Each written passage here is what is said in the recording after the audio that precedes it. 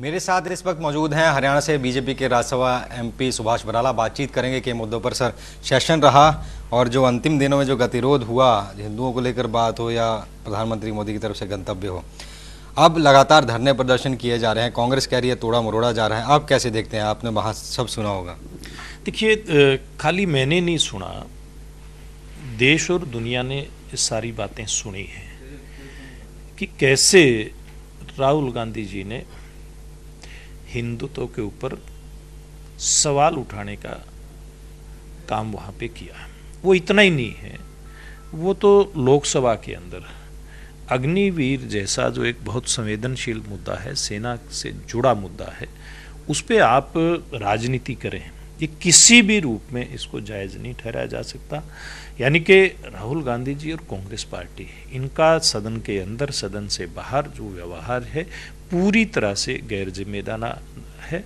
और मैं समझता हूँ ये लगातार तीसरी हार और बड़ी हार, करारी हार जो कांग्रेस पार्टी और तथाकथित इंडी अलायंस की हुई है, उस हार की वजह से इन लोगों की बौखलाहट है। अब इतने मतलब दुष्प्रचार करने के बावजूद भी कांग्रेस पार्टी ने कितना दुष्प्रचार किया। कांग्रेस पार्टी ने संविधान खत्म होने की बात की, कांग्रेस पार्टी उसके साथियों ने संविधान के साथ साथ जो आरक्षण है उसके खत्म होने की बात की, कांग्रेस पार्टी ने महिलाओं को 1 जुलाई से 8500 रुपये उनके खाते में डालने की बात कही, और पता नहीं किस प्रकार से, जैसे अग्निवीर योजना के बारे में उन्होंने बहुत दुष्प्रचार किया। इतना दुष्प्रचार करने के बावजूद भी भारतीय जनता पार्टी उनसे 2 गुना से भी ज़्यादा, लगभग 2.5 गुना सीटें प्राप्त करती है।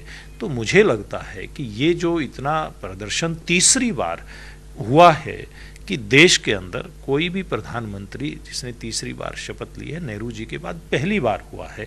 इस कारण से कांग्रेस पार्टी बुरी तरह से हताशा में, निराशा में इस प्रकार की उलझुल बातें कर रही है। लेकिन कांग्रेस पार्टी कुछ भी कहे, देश की जनता बहुत बारीक निगाहों से इनके व्यवहार को देख रही है। हरियाणा की बात कर लेते हैं। चुनाव आने वाले हैं और जिस तरीके से घोषणाएं हो रही हैं, चाहे हैप्पी कार्ड हो, सरपंचों का मानदेय या बिना टेंडर 21 लाख तक चीज़ें करनी हो, तो उस पर विपक्ष कह रहा है कि अब क्यों याद आ रही है आपको, पहले क्यों नहीं आई, और चीज़ों को कैसे देख रहे हैं?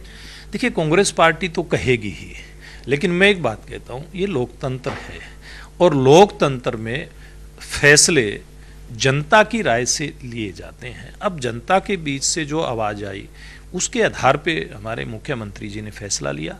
पहले भी इस प्रकार की चर्चाएं आई थी, उसमें उस चर्चा के आधार पर फैसला लिया गया था। और मैं समझता हूं कि हमारे मुख्यमंत्री नायब सैनी जी ने जो पंचायतों के बारे में जो फैसला लिया है, निश्चित रूप से ये जो काम में थोड़ी बहुत कहीं कोई सुस्ती आई थी पंचायतों के काम में, व्यवस्था के नाते आई थी। देखिए, काम वो बिल्कुल ठीक था, लेकिन उसके कारण से काम थोड़ा सा लंबा समय ले रहा था। मुख्यमंत्री जी ने चाहा कि लंबे समय ना लगे किसी भी पंचायत को काम कराने में और जल्दी से जल्दी विकास के काम शुरू हो, इसलिए जो घोषणा की 21 लाख रुपए तक के काम सरपंच करवा पाएंगे। मैं समझता हूँ हरियाणा के ग्रामीण क्षेत्र के विकास में इसके कारण से तेजी आएगी। कांग्रेस पार्टी को तो इस बात की तकलीफ है, कांग्रेस पार्टी को तो हर उस विषय से तकलीफ होती है जिससे जनता को लाभ होता है। हमारी सरकार ने जितने भी पारदर्शी तरीके से योजनाएं नई शुरू की, पहले मनोहर लाल जी के नेतृत्व में, नायब जी के नेतृत्व में आगे बढ़ी, हर उस बात से उनको तकलीफ है, हर व्यवस्था से तकलीफ है। उनको इस बात से भी तकलीफ है कि हमारी सरकार मेरिट के आधार पर युवाओं को रोजगार दे रही है। हमारी सरकार की जो पारदर्शी तरीके से आम जन तक के गरीब कल्याण की, जन कल्याण की योजनाओं का लाभ पहुंचे, कांग्रेस को तो उस बात से भी तकलीफ है। तो जनता सारी कुछ बातों को देख रही है और इन लोगों को परिणाम भुगतने पड़ेंगे। बात करने के लिए थे राज्यसभा एमपी सुभाष बराला, जिन्होंने हमसे खास बातचीत की। दिल्ली से कैमरामैन आदित्य के साथ नितिन धीमान, MS1 न्यूज़।